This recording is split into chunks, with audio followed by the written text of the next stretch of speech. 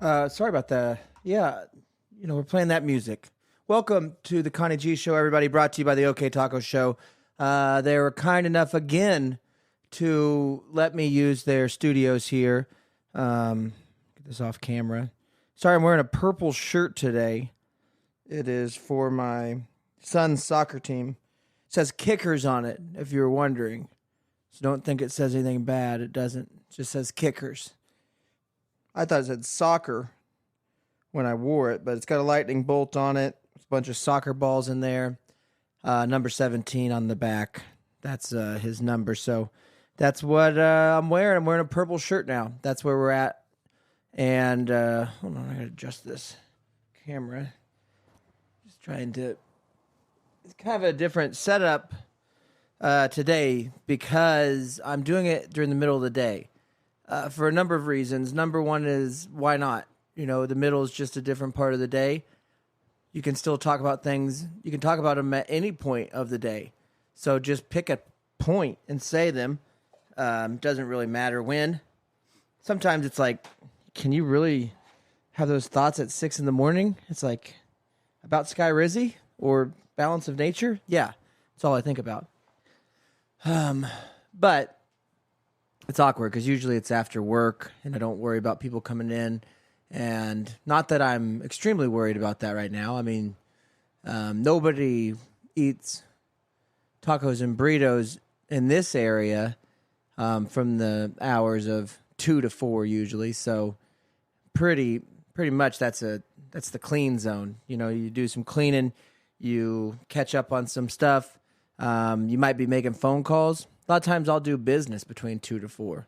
So if somebody does walk in, I'll just be like, sorry, I'm in the middle of business time. Where I call government agencies and ask them questions about licensing and stuff like that. Just normal stuff. Yesterday, a friend of mine stopped by. I don't have many, so it was easy to recognize him. And his name is Eric, and he used to do a podcast with me. And he stopped by. He was headed to Tulsa, and he was in between whether or not he should stay at the Staybridge Suites in Tulsa or at a new hotel called the Avid Hotel.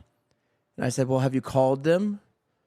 And he's like, what do you mean? I was like, have you called them to ask them to compete, with one another? And he's like, no, I haven't done that. And so I called Staybridge and I told him about the dilemma that we were having where he was on the fence about which one he should stay at. And beautiful woman named Larissa down there at Staybridge Suites, she talked up her hotel, her property so much that Eric booked with them. Eric, he decided that he was going to go with Staybridge. So if you're ever in the Tulsa area, consider, and you need to stay overnight, consider Staybridge Suites. They're an unofficial sponsor to the Connie G Show, and they're a really great partner. And they have, from what I heard, I haven't been to one myself yet, but a lot of times when you go to a hotel, you're like, I wish I could have a full stovetop kitchen. You can have that at Staybridge. You might think, I want a full-size refrigerator, just in case on this one-night stay, I decide to cook a Thanksgiving meal. Because you never know. It could be Thanksgiving that you're staying. A lot of times planes get canceled on Thanksgiving. Travel plans get interrupted by weather during Thanksgiving holidays. You guys have all seen planes, trains, and automobiles. That can happen. You can meet a guy named Dell that sells shower curtain rings from, Wichita. You could find that guy, and you could be stuck with him, and you could be at the crappy motel that they were at in Wichita, or you could be at Staybridge Suites. And thank you, Staybridge Suites, for unofficially sponsoring our show. And thank you to Eric for stopping by. But he stopped by, and I was in the middle of business calls yesterday at that time. So today I'll just do the show. Today is the 3rd of May. Mama standing on the rain, 5th of May. And I wrote down a number of things here on my list. I'll hold it up to the camera so you guys can see. A lot of these were written down on the 2nd of May, though. I hope they're still relevant. So it's the 3rd of May, and that means that you guys, what did he put? Oh, okay. So I'll keep it because we're at the taco shop and I'm in the middle of working.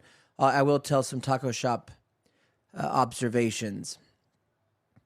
Now, as you guys know, the Thick James has been running the front counter for a few weeks now, maybe a month, going on a month here. And, he's doing, I think it's a showman's job, or, you know what I mean? People say that sometimes. Anyways, he's doing a great job running the counter. I thought that he had experience doing that before. For some reason in my head, I knew that he'd worked at Wendy's, which in the fast food world, that's like working at, it's on the Mount Rushmore of fast food. If you're one of the Dave Thomas disciples, you've been trained by some of the best people. And he worked at a Wendy's off of West Kellogg in Wichita, Kansas. I mean, you talk about pressure, baby. That's traffic. That's a high traffic Wendy's. You got these people getting off on the Dugan exit, heading over to Best Buy or to Sam's Club, Walmart, or maybe even going around the corner, hitting that Kohl's up. I'm telling you that he worked at a Wendy's that was catty corner to a Kohl's department store. So if you think this Buster wasn't busy, you're out of your mind. That's how busy that Wendy's was. And so I thought he was bringing some of that Dave Thomas experience with him, but it's not the case. He told me finally he admitted that they'd never let him work the counter. And so it made a little bit more sense, some of the confusion that I hear happening up front as he's trying to get the orders straight. But he's doing great. And I don't know how to describe this, I guess. You know how there's like, I don't know what it is, if it's a mental illness, if it's a deficiency in some way where people can't see colors. You know what I mean? Like, they call it being colorblind. And I think when you're colorblind, there's two different versions of colorblind. I think there's some people that just see in black and white or sepia. Like you got those sepia fellas. You've seen those guys that have just the gray, the wicked gray, like almost glazed over eyes. Those are sepia fellas. Those people only see in desert tones. Then you got the people that only see, like, everything that's red is green for them, and everything that's green is purple, and so they live their life in a wacky Willy Wonka world, but they don't know any different. They just assume that everybody sees it that way. And they tell people that they see the color red because when learning colors, people would point at that color and say that's red. Now, in their silly brain, what they're actually seeing is what you see as green. It's very confusing, I know. The reason I bring all that up and how it pertains to Thick James running the counter is this. James, I've noticed, does not have the discerning ability. He cannot tell how old people are. He treats a 7-year-old could walk in here and James would assume that he's on lunch break at a factory. You know what I mean? Yeah. What your boss got you doing today? Like, I hear words come out. I hear the order, so I'll hear a voice. So if it's the high school comes over for lunch and I hear younger voices, I'll be like, oh, it's the high school. Because the way they talk, the cadence, the actual speech that they're using is, you know, you hear it. You hear that this must be a high school kid. It's all social media terms, you know. And James was like, that's a terrific order, ma'am. Conrad, these elderly women out here would like an extra thing of sour cream, please. You know, instead of being, you don't want to say girls. It's almost better that he does it this way. But you know, you got to be careful if nothing is different. If a 11-year-old walks in here and you think that they're, some sort of stock exchange trader, you got to be careful because you don't want to, say, hey, so are you always eating alone? Are you single? You got to be careful is what I'm saying when you don't discern age. And that's just a handicap that I think he's got a little bit. It's kind of like the guys, some people are terrific at guessing people's weight. There used to be a carnival trick. People will be standing there and somebody walk by and be like, hey, fella, I bet you $1. I know exactly how much you weigh. And it's a weird thing that somebody would be like, I'll take that bet. Here's $1, sir. Now embarrass me. You know what I mean? Because it's never, I don't think there's ever a time where it's a good thing that you stepped on a scale in public. You could argue possibly boxing or UFC matches that would be because it's, your career, your profession. So you were in public and you weighed yourself, and then you could maybe argue that it's that. But I kind of think that it'd be more like, oh man, I hear him he's number crunching right now. Sorry. I kind of think like when you're weighing in that way, you're getting ready to get your butt kicked. Even if you win the match, you're going to get your butt kicked. So it's not fun. If you weigh in and you're like, what is a good thing? If you're emaciated, if you're, one of those fellas that are wearing the Buffalo Bills Super Bowl championship t-shirts overseas, some of our Bills fans overseas, guys, those people are very thin. That's a thin people over there. And so, if you're a carnival trickster and you see one of these marathon runners walk by and you go, hey, I bet I can guess your weight because this guy's like, 6'8", but he doesn't understand that these dudes might only weigh 43 pounds. You know what I mean? You get these desert runners, these marathon runners, these descendants, you're talking about the guys that got the free peanut butter for all that time that Reagan used to send them. They're 50 pounders. They're part of the 50-pound club. That's why they're running they float around New York City during that marathon because they only weigh 50 pounds, bucko. And you can't, even the best guesser can't guess that. But for the most part, they're dead on, and it's embarrassing. It's like, yeah, what do you think you weigh? 205. And you get on and, oh, looks like you're 229. Oh, yeah, I got my boots on. Everybody's always got the heaviest boots in the world when they weigh in. There's always that excuse. Like, yeah, well, I'm wearing my boots. It's like, oh, I didn't realize you were wearing your cement boots, the ones that are filled with iron. You got your iron boots on? Sorry.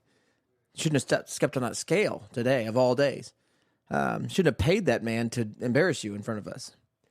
So, but then there's people that you could see and you'd be like, how much do you think that person weighs? And you can meet these people. Just ask that question to random people. Hey, not to bother you, ma'am. I know that we're at a bank, but this person here that's making a deposit, how much do you think that this person weighs? And if you say that to a stranger, they'll think, are you being offensive? You're not. What you're trying to judge is whether this person has that ability, this bank teller. And sometimes you'll run into people that, like, I don't know, 500. And it's like, no, this person's 120 pounds. You can be close. Some people have that ability. And I think that that's the same thing that James is missing with the ageism. He doesn't have ageism, but he doesn't know ages. He was asking this one kid for cigarettes the other day, and I know the kid was too young to smoke. Because I think you have to be 21 years old now to smoke cigarettes. 21 years old. If you start smoking at 21 years old, let's just do this. Let's just do this simple math. Let's just say that you live now to be 80 years old. That's the average lifespan of a person, a human, American human. 80. Well, if you don't start smoking until 21, you can only smoke for 59 years legally. Say that you smoke a pack a day every day from the time that you're 21 years old to the time that you die at 80. That means you never got to smoke for 60 years. You had to smoke for 59. That's a damn shame. And that's one of the things that I do want to address moving forward is the inequality of habits, bad habits and time spans. I think that's really unfair that we as a country and lawmakers and the people that we're voting for are changing the laws to where children aren't allowed to make the same mistakes that we were allowed to make when we were younger. I think it's ridiculous that kids, 12-year-olds, should be smoking. They should be learning to smoke at 12 and legally buying cigarettes at 14. Because you want them to be stress-free by the time that they're 18 and they go to war. Okay? And that's logical. That's a logical thought, I think. So, I'm working towards it, guys, making sure that people can have habits that are bad legally for longer. Why are we shortening this? That's one of the things that James and I are working on here at OK Taco Company. So he's doing a great job, and it's fine. Even his issues with not being able to tell, like he might hold the door open for like a 17-year-old. He'll be like, oh, I better get the door for this person. And I'm thinking it's because he's attracted. It might be a good-looking 18-year-old girl walk in here. He's attracted to them or something. No, it's because he thinks that they're 80. Because then you could have an 85-year-old woman barely being able to open the door and him be like, this youngster should really pull harder. It's like, James, that woman that's the old woman. She's past her prime. You got to help her. So, this next sentence, I just want to use it moving forward. This is called a transition for all you younger podcasters out there. I'm going to transition from that subject to a different subject. And I'm going to do it with kind of like a verbal semicolon. It's just a random thought that I wrote down, and I want to make sure you guys remember this thought because I'd like to use it on you for a considerable amount of time. Anytime you call me from now on, or I call you, at some point during the conversation, I'd like to open with it, but I won't always. At some point during the conversation, I want to mention that, sorry, man, I got to go. I'm watching the Aaron Carter documentary. So if somebody calls me, I want to be, oh, hey, what's going on? They're like, oh, not much. What are you doing? So I'm just trying to, I'm episode 2 of the Aaron Carter documentary on Hulu. I want to be able to say that. I think it's important to have a thing. Sometimes it's a physical and aesthetic thing that people have. Tom Landry wore that hat, that bird crap catcher hat for a long time. The one the brim. He's a Dallas Cowboys coach. Lady Gaga, she'll run around and do naked yoga in the woods and dress herself in a meat suit. I want people to call me and be like, hey, what's going on, Conrad? And I'll be like, oh, nothing, dude. Just pause and hold on a second. Let me pause my Aaron Carter documentary. A documentary about a childhood star whose brother was Nick Carter from the Backstreet Boys. And let me just tell you something. Life in showbiz world comes at you fast. You got to grow up real quick if you're Aaron Carter, if you're freaking A. Carter, brother of N. Carter. If you're ACB of NC, are you kidding me? You're Aaron Carter, dude. You're Nick Carter's brother from Backstreet Boys. And Aaron Carter, dude, he went big early. 8 years old, 9 years old. Sold out shows, millions of albums. He went on his own early. And grew up too fast. Put in that frickin' washing machine known as Hollywood. That dirty laundry. Rolling around. Hanging out with Tom Hanks, who didn't give him the advice he needed. Hanging out with, I'm sure Nick Lachey and Justin Timberlake. All of the bad influences you see portrayed week after week in celebrity. Nick Carter was looking for answers from these fellas, and he didn't get them. And he's dead now. Nick Carter has died. No, not Nick. Sorry. Aaron Carter has died. Nick Carter is still very much alive. Doing great, actually, on I think a Backstreet Back Again, All Right, Back tour. Backstreet's Back Again, All Right, Back Again on a Boat This Time tour. That's their newest single.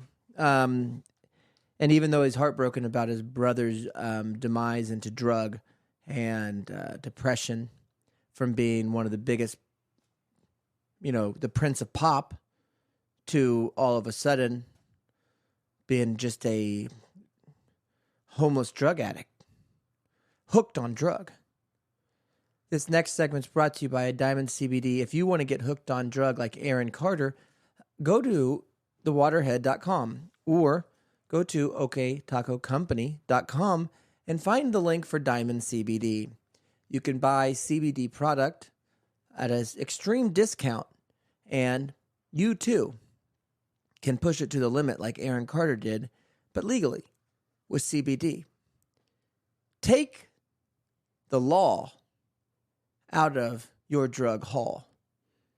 I wrote that down right there. So, yeah, just anyways, it's a good documentary, and I plan on at least telling people that I'm in the middle of it for the foreseeable future. So if I hang up on you like, oh, hey, man, I got to get out of here.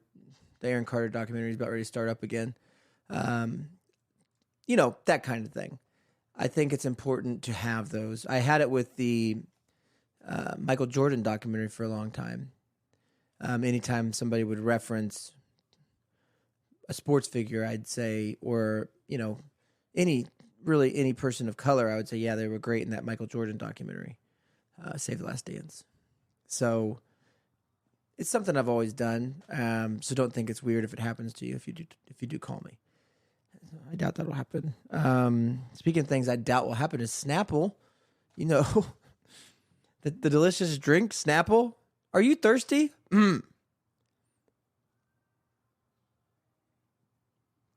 Grab a Snapple.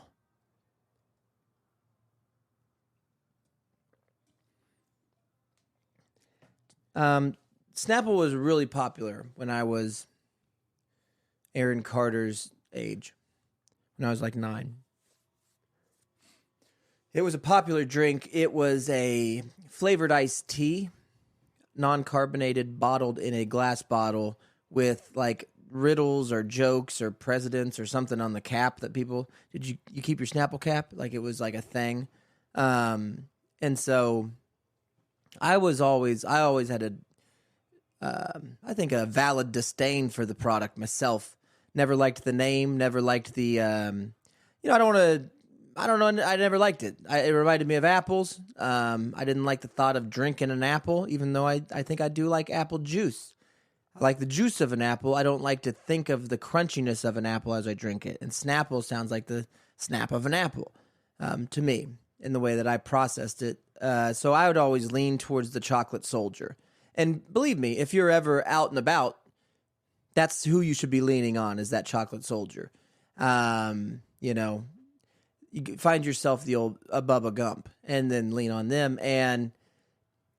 But I'd get the chocolate soldier, which was I think a Canadian-based Yoo-Hoo product. Canada loves chocolate milk, Canadians do, and they can't figure out how to make it. Because Canada doesn't understand how to milk a cow yet. They're still in goat milk, and you can't make a chocolate goat milk delicious, no matter how much you heat it up.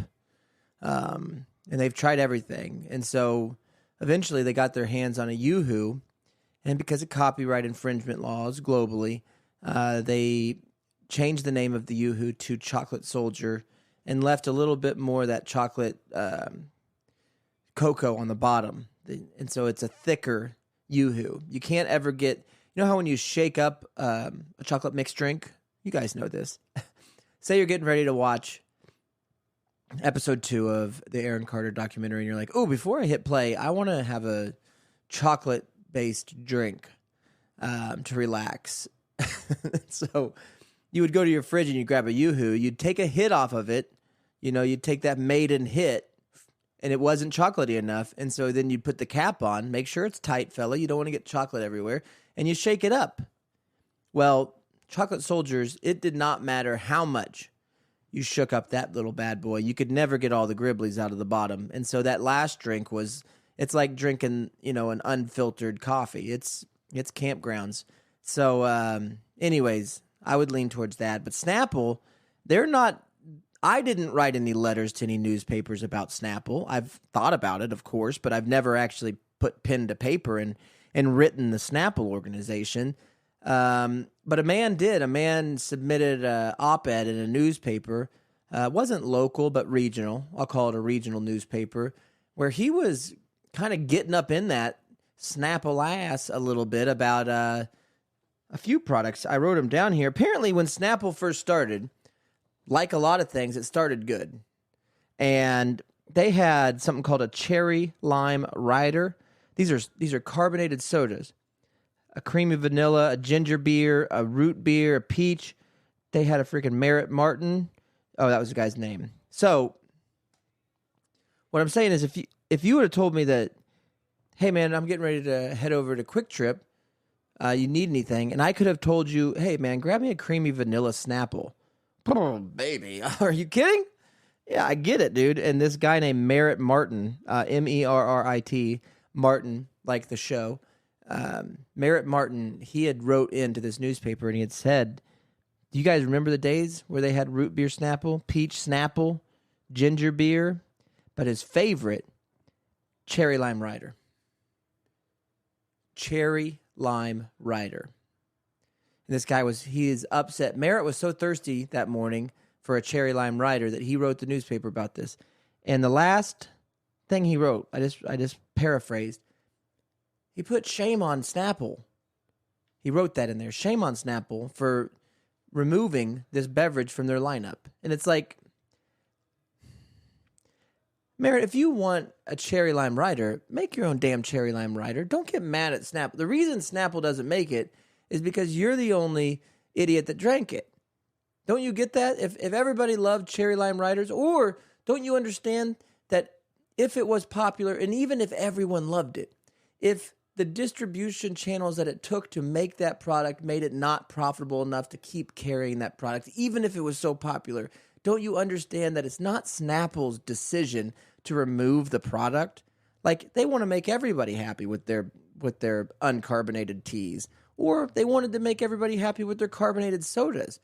But at some point, the lime guy, the cherry guy, the truck driver that drove the cherries, the syrup, the places that weren't going to stock it because of different allegiances to other products that have cherry in them, and they didn't want to battle them in court, whatever. There's 18 billion layers, Merritt, on why they're not carrying that soda.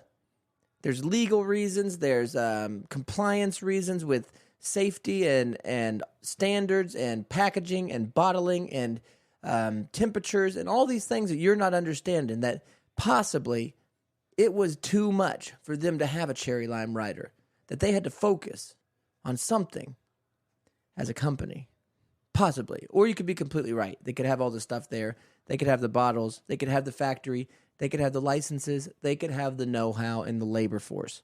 And they're just choosing not to. If that is the case, Merritt, I'm on your side. But right now, I'm turning back on the Aaron Carter documentary, and I'm stopping this conversation about Snapple. Snapple was always a subpar tea. If you're going to get a tea, get an Arnold Palmer. Get a Gold Peak. Fella, get yourself a Lipton. Never liked that one where they had the brisk. I never liked brisk tea. I felt it was, it's too X Gamesy. You know what I mean? Like, you want your tea to be Cracker Barrel-y. You want your tea to be porchy. Under a tree, on a bench, drinking tea. On a golf course, looking at the beautiful landscape, having a tea. On a dock, drinking tea. On a boat, drinking tea. You don't say on a half pipe. You know what I mean? I'm just getting ready to rip this half pipe and drink this tea. Shut up, Brisk.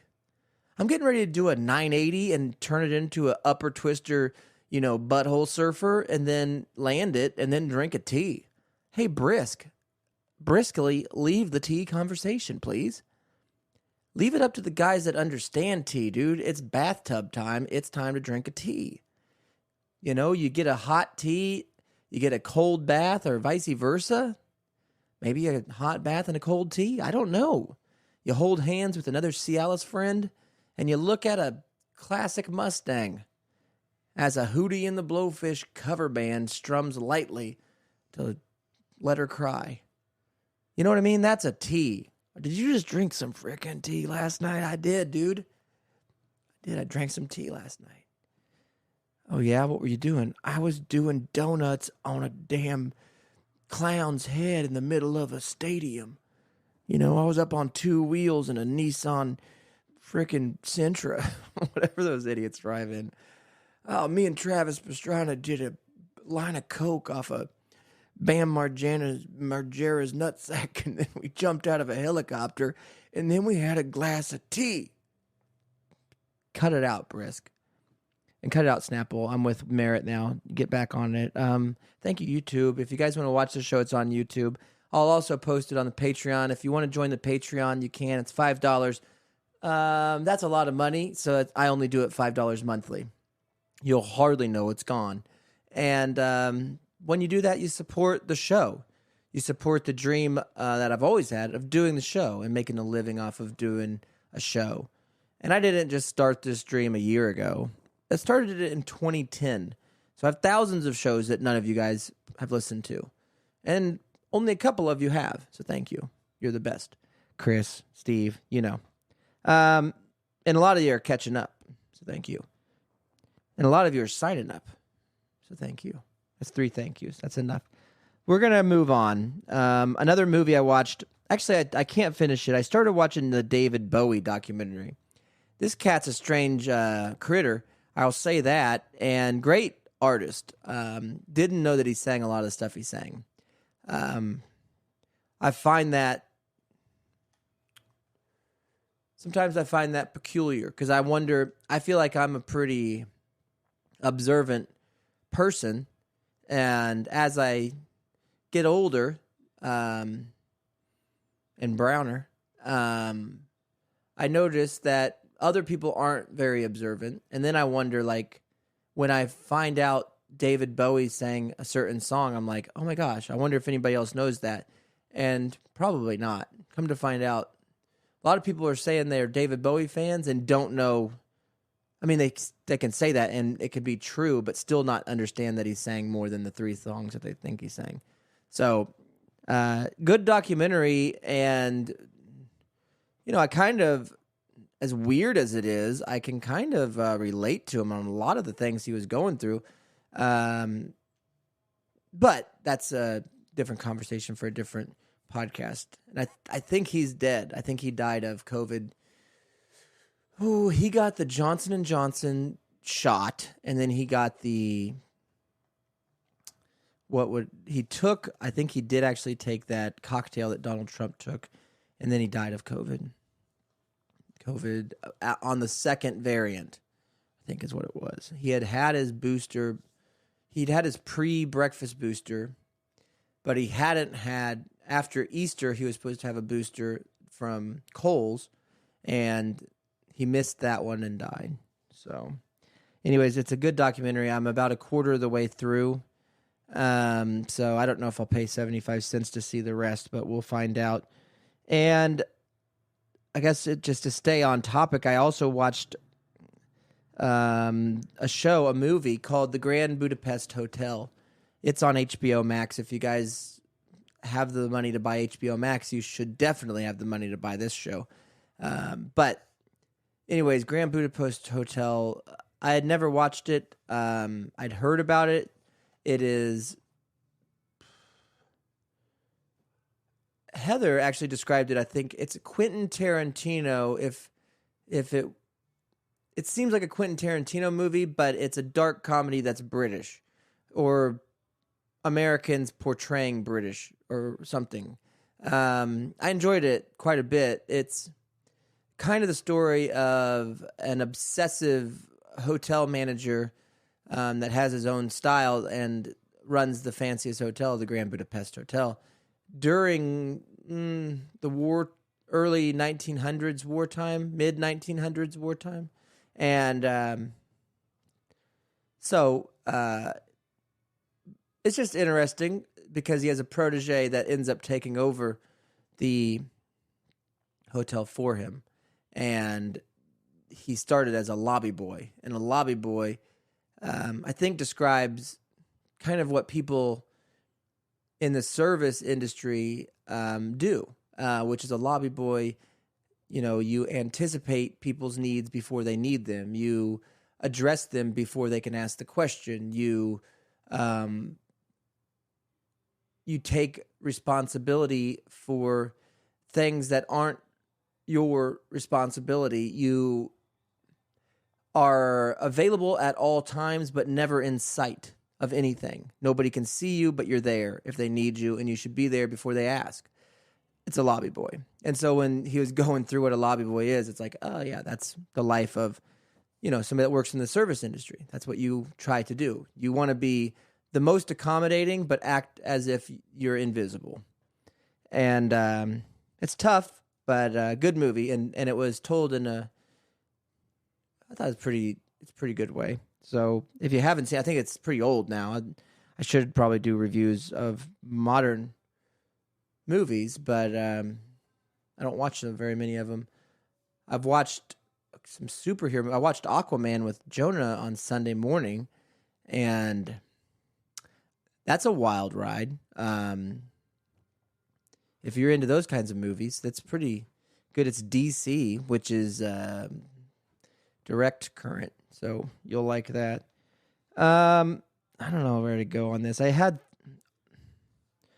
was a dust storm in Illinois. You guys probably saw that. I do have thoughts on that. I have thoughts on kind of a headline that had happened in Davis, California, which is nearby Dixon, California, which is where one of my friends, Steve, is from. And it's just funny that this headline popped up for me to read because him and I had just been texting. And I don't even know how we were texting about, like, watch out for the homeless people or something like that. And I was like, oh, around here, I think the mayor throws them in a pit or something because you don't see many homeless people. And so he's like, well, back in Dixon, they'd just drop them off in Davis. They'd take all the homeless people and take them to Davis and drop them off, Davis, California. I've never been to California. I hear it's beautiful, and it seems like I might fit in a lot of ways. And, you know, the downsides, people always say, well, it's so expensive. And it's like, yeah, okay, you know, I'm sure it is. So there's that, you know. So make more money, I guess, is the way I've always looked at it. And should it be expensive? And you get into all those and how they're mismanaging. And yeah, I understand that also. But that part I understand I have zero control over. Neither do the residents that are voting. It seems like it's always, since I've been alive, California's been considered too expensive. And they've had numerous different people leading it. Maybe it will always just be too expensive. But it seems like it's a beautiful place, and homeless people seem to flock to it. Like birds. There's coveys of homeless people around California, and a lot of times that's the part that discourages people who are paying from being there. And I understand all of it. I get it. But what was weird about the headline is there was stabbings that were going on. And these stabbings, there was like at a university where this freaking stabber was walking around and he stabbed some student, and he stabbed this, he said, beloved homeless man stabbed to death. And everybody apparently knew this homeless man. And that's the weird part, because you would think, and I had to think about it a couple ways. Like, if he's so beloved, why didn't you get him a home? That was my first thought. But then you start reading a little more and then kind of just thinking about it throughout the day. And it's like, I'm sure if he was the I think he was the guy that always had compassion or something. That's what they were describing him as. Like people would actually sit with him on this bench and tell him about their issues, and he would search for where they could be more compassionate for whatever problem they were having. And so people loved this homeless fella that got stabbed by somebody, I guess the one person that didn't like him or didn't know that this was a beloved figure. He might have just thought, here's a homeless guy I'm going to stab. Uh-oh, wrong homeless guy, pick a different one. And, the weird thing is, had he picked a different homeless guy to stab, we may never have heard the story. Could have just been like, third page. Nobody even printed it. But unfortunately, it was a homeless man of note that this stabber got. And,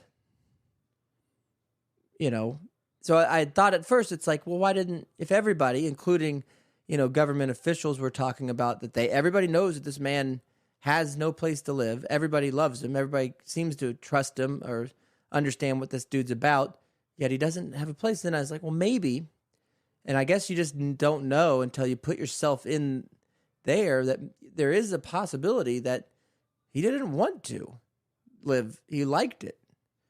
And so it's kind of weird that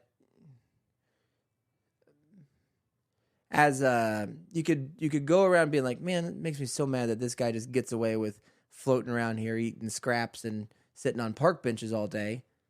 But at the same time, isn't it kind of great that really, if that's what you wanted to do, you can just do it?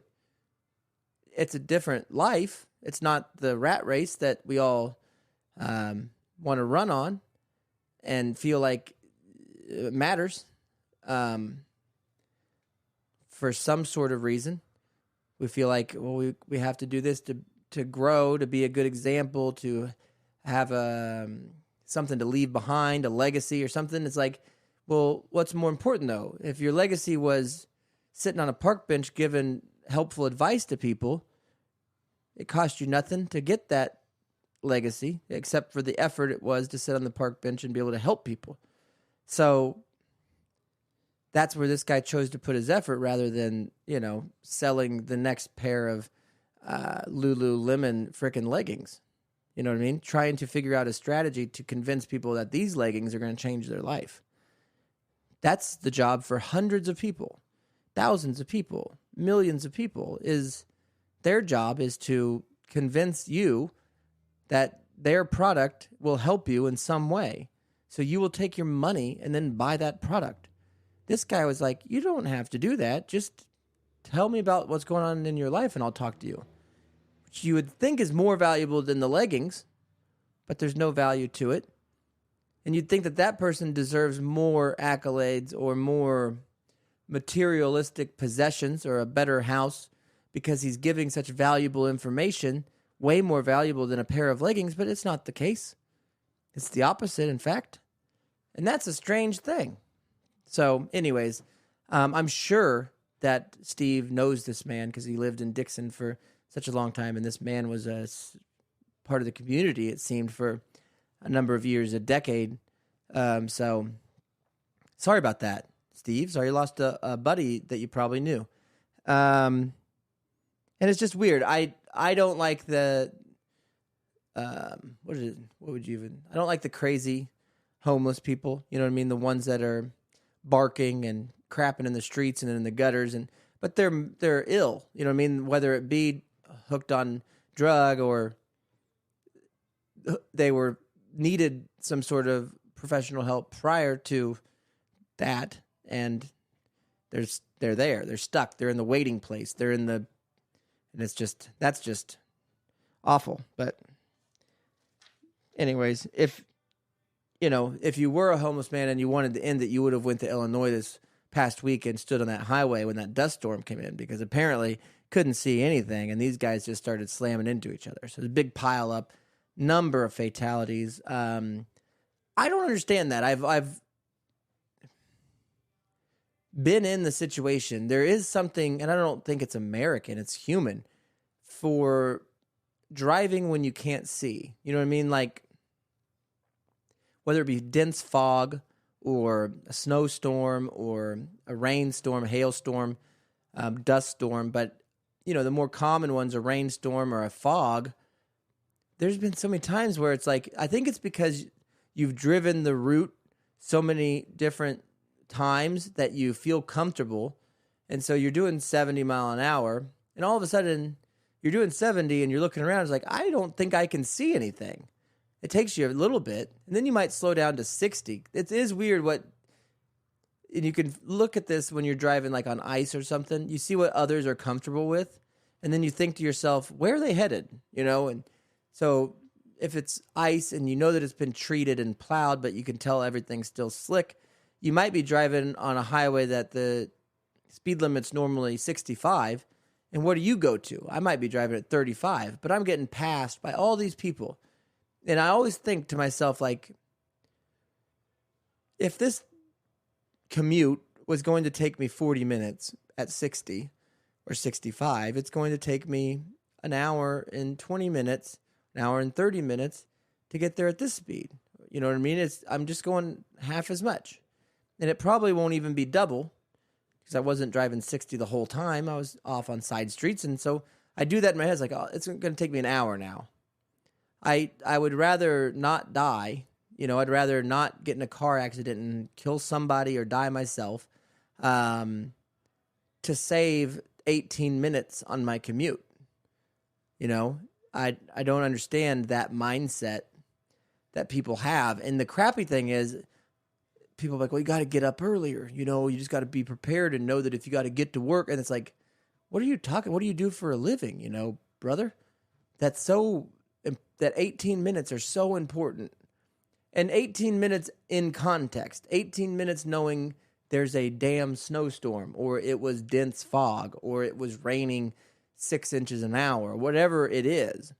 You would think that whoever was expecting you to be at a certain place at a certain time would have the understanding, the knowledge to know, well, it's possible that the reason there's a delay is because of these extreme conditions in the weather, and you can't drive.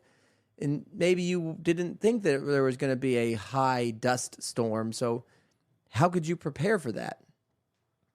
Maybe you didn't know it was going to snow a foot, so how could you prepare for that? So, anyways, it's always weird to me when people are like, I got to get there. I better get to work. It's like, well, where do you work? I work at JCPenney's. I open, though. It's like, yeah, but who cares? Well, my boss has already called me 3 times. Do they know it snowed 3 feet? Yeah, but they were like, why didn't I stay at a hotel next to JCPenney's just in case it snowed? And it's like, because you work at JCPenney's. Who cares? Let the people wait. It's like, they care. It's all that matters. It's JC and Penny. So, some people were getting to where they were going in Illinois, and they got to a stopping point real quick. Because that's what happens. You drive 60 on the ice, and then you slip in the ditch, and it's like, well, how much time did it save you there, partner? Now you're calling AAA, or you're calling your buddy, and you're ruining his day, and you've ruined your vehicle and your insurance and blah, blah, blah, blah, blah. And now you got days wrapped up into this project rather than just 30 minutes extra by driving slower. So just think about that, guys. Drive slower. And if you're in a dust storm or fog or snow, when you stop texting and you look up and are like, holy smokes, I can't see anything, that is the time you slow down. You can even slow all the way to a stop. Put your hazards on and slow down, buddy, because you don't know what's ahead of you and you might hit someone. Don't try to be a hero because you're on your way to Starbucks to get a little, Danish and a coffee. So yeah, that's on there, the dust storm. I don't want to talk about the Writers Guild. I'll just end on this last thing before I get out of here. I've been doing a lot more shaving lately on my face, nowhere else on my body, so don't think about it. Let me get a drink here.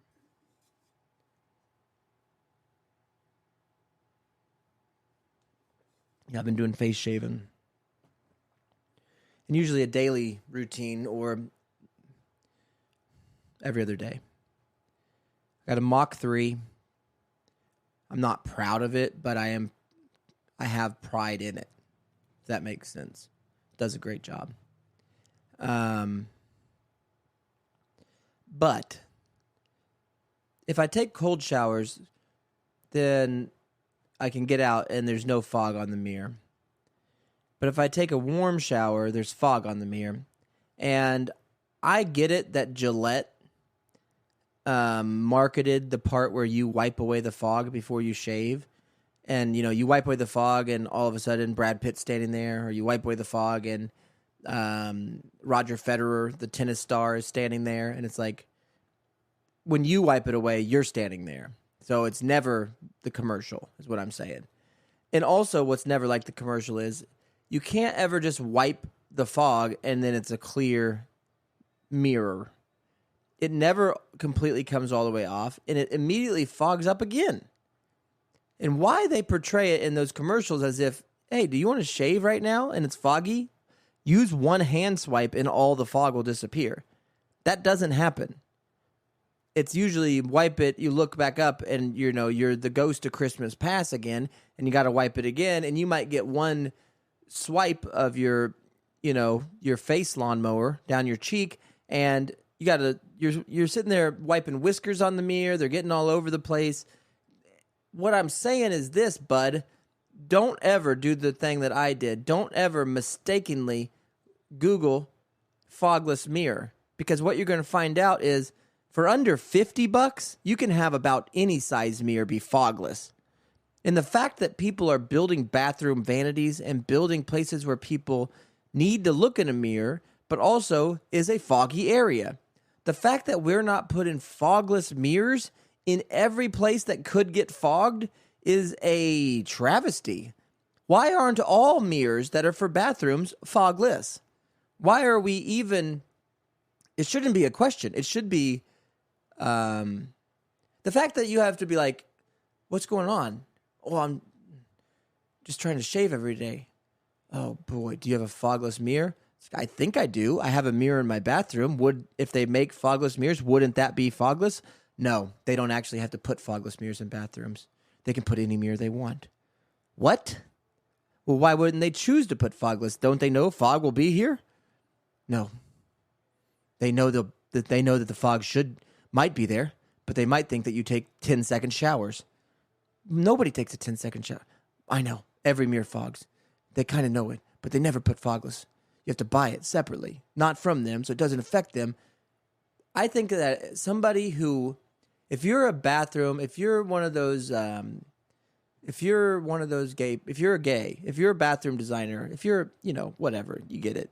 If you're doing that, if you design bathrooms, you drive a Subaru, you love softball, Brittany Griner's your hero, you get it. Do yourself a favor, Mr. Businessman that designs bathrooms, remodel. Emphasize in your pitch. Everything you do is fogless, buddy. Do it fogless. Nobody's doing it. If you remove the fog from the reflection, you have just changed 99.9% of bathrooms out there. You can remodel every bathroom by just changing that mirror, and people are going to be happy because now they have a wall that doesn't look like, you're looking through the veil of, who's under the veil. You have a veilless bathroom for reflections. So people don't want to be vampires. They want reflections, at least in that room of their house. They'd like to see what they look like, even if it's opposite, left to right. They like to see what they look like before they go outside the house. And they can't if there's a bunch of cloud on it. The fact that there's cloudless mirrors out there, please, please, please, please, if you do remodel a bathroom, if you just have $50 laying around, buddy, get yourself a fogless mirror. And click on that through MikeLindell.com, okay? It's called My Mirror, all right? It's the world's greatest mirror. You get 3 pairs of slippers. You get a personalized autographed Mike Lindell voting machine. You get a Balance of Nature starter pack. That's the first part of the balance. You can't get on a balance beam with no legs. This is going to grow your new legs, your balance legs. So you'll get all that You can either go to MikeLindell.com or OKTacoCompany.com and sign up for Patreon. With that being said, have an okay day. Be good to yourself. Talk to you later. I'm out of here.